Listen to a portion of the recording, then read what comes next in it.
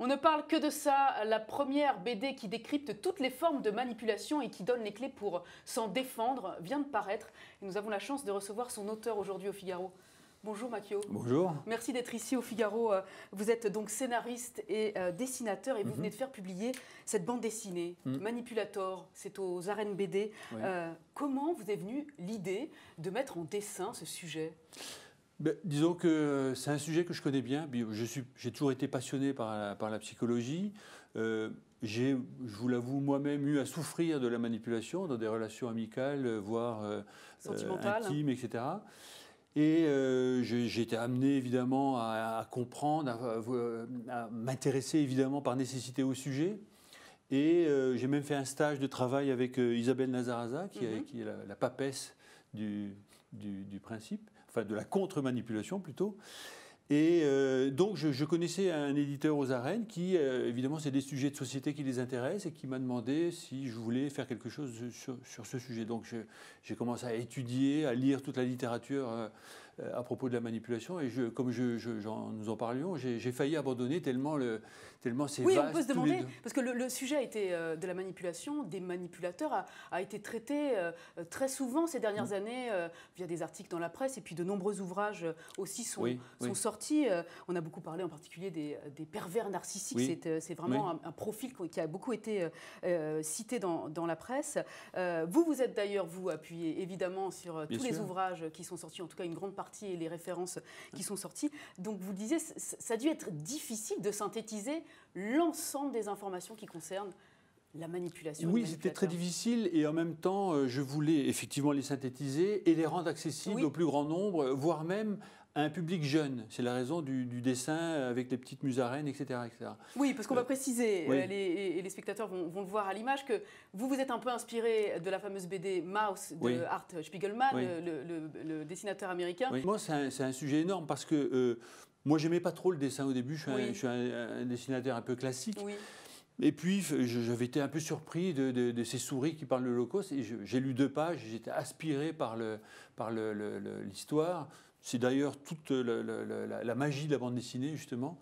Donc vous avez eu recours aux musaraignes, ce petit rongeur. Pourquoi toujours pour rendre cette chose non pas ludique, mais accessible au plus grand nombre. Moi, j'aimerais bien que des ados ou des pré-ados prennent conscience de cette espèce de virus que je trouve assez invraisemblable dans les relations humaines, parce que finalement, tous les gens à qui on parle de la manipulation ou qui ont été victimes de manipulation ont tendance à minimiser. Oui, mais bon, il est pas si méchant que ça, il a souffert dans son enfance, et alors moi aussi j'ai souffert, enfin bref. Donc, la manipulation, c'est une relation perverse. Or, la perversité, c'est quelque chose de très insidieux. C'est le mal qui se fait passer pour le bien. Donc, il faut être très, très vigilant et il faut apprendre à s'en prémunir parce que ça peut provoquer la dépression, le stress, la fatigue, voire parfois le suicide. Donc, c'est pas un sujet anodin. Alors, on s'aperçoit, vous brossez un tableau général de la manipulation. On découvre qu'elle peut effectivement occuper beaucoup d'espace de notre quotidien. Donc, ça va évidemment de ce que vous citiez, la relation amicale, la relation familiale au sein du couple, avec ses enfants également. La relation amoureuse aussi. La relation amoureuse, sur le lieu de travail, en entreprise, la publicité évidemment, la politique, le secteur de la vente évidemment. Est-ce que ce ne sont pas toujours finalement les mêmes mécanismes qui sont en œuvre dans ce rapport manipulé-manipulateur ?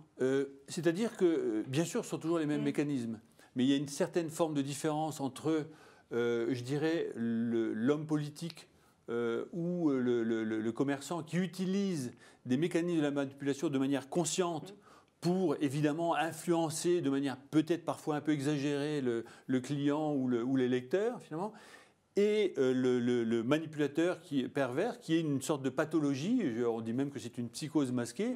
C'est le vrai manipulateur a besoin de ponctionner l'énergie des autres parce qu'il ne peut pas survivre sans ça. Donc il y a quand même une sorte de différence entre la manipulation avec un être qui est atteint d'une sorte de pathologie et qui va essayer de vous détruire. Il y a Eliphas Lévy qui disait, ce philosophe ésotériste du 19e, je crois, qui disait...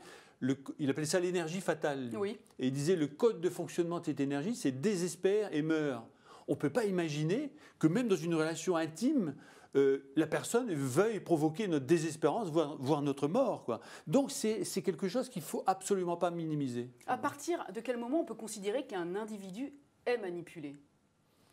d'une certaine manière, il faut faire confiance à son intuition, oui. parce que le corps résonne en quelque sorte. Si on passe une demi-heure avec un manipulateur, oui. qu'on en ressort un peu fatigué, un peu, peut-être pas déprimé, mais un peu avec une estime de soi un peu amoindrie, on se trouve un peu nul, on a été un peu culpabilisé, un peu... de toute façon, les ressorts du manipulateur, il faut le préciser, c'est le manque de respect, la culpabilisation et l'injonction paradoxale. Dites-nous ce que c'est que l'injonction paradoxale. L'arme fatale, oui. Le diamant noir du manipulateur. L'injonction paradoxale, c'est coincer la personne dans un paradoxe. Le paradoxe, c'est une sorte d'impasse de l'intellect, finalement. Par exemple, le paradoxe, c'est le célèbre paradoxe de Socrate, qui disait tous les Grecs sont des menteurs. Or, c'est Socrate qui le dit. Or, Socrate est grec. Donc Socrate est un menteur, mais s'il ment, il dit la vérité, etc. Donc c'est une sorte d'impasse de l'esprit, finalement. Mais vous donnez un exemple un peu plus concret dans le livre, vous parlez de amuse-toi ce soir, prends bien ton temps, mais voilà. Ne rentre pas quand même trop tard. Ou sois spontané.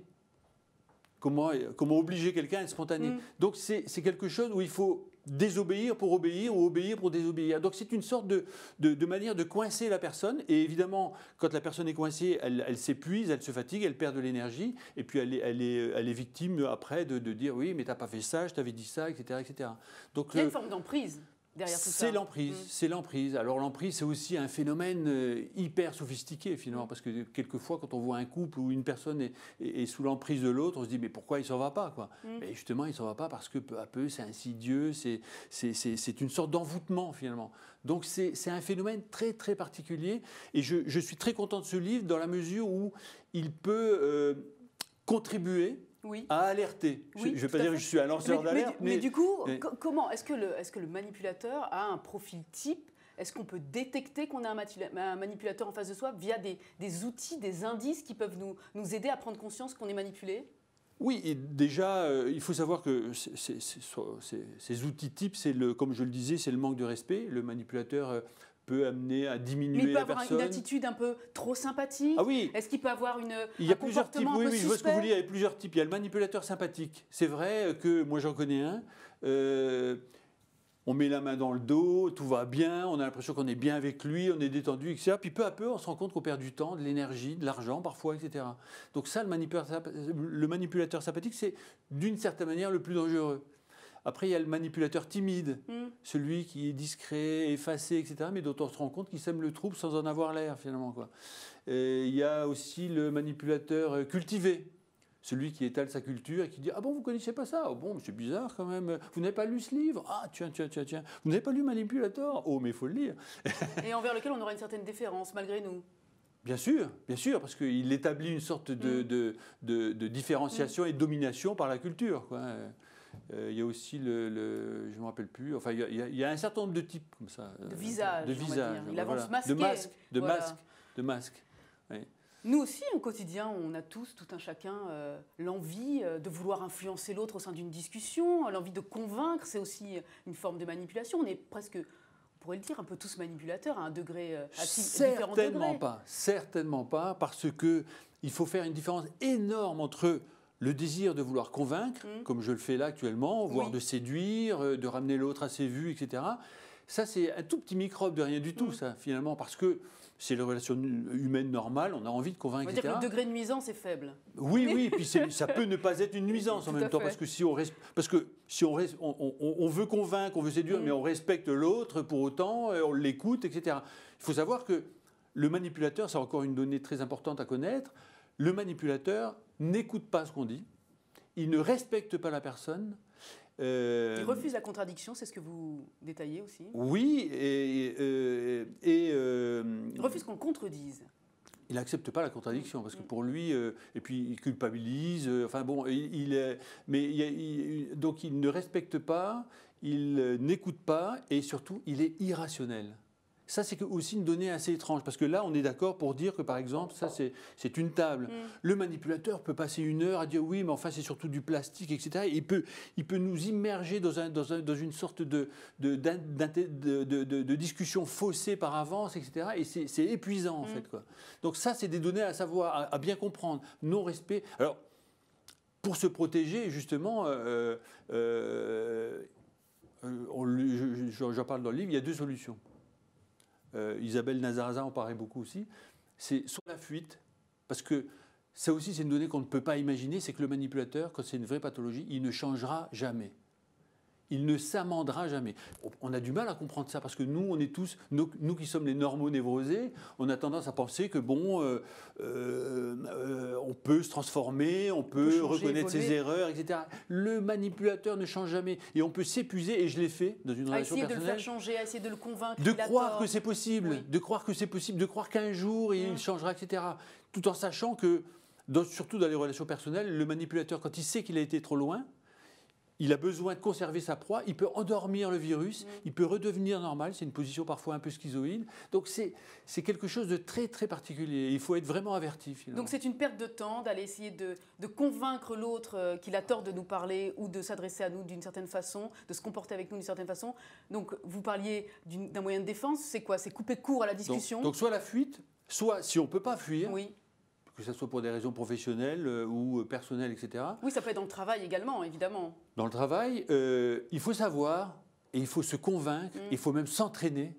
C'est comme dans des stages, on s'entraîne, comme on s'entraînerait au tennis. Il faut s'entraîner à comprendre qu'on ne discute jamais avec un manipulateur.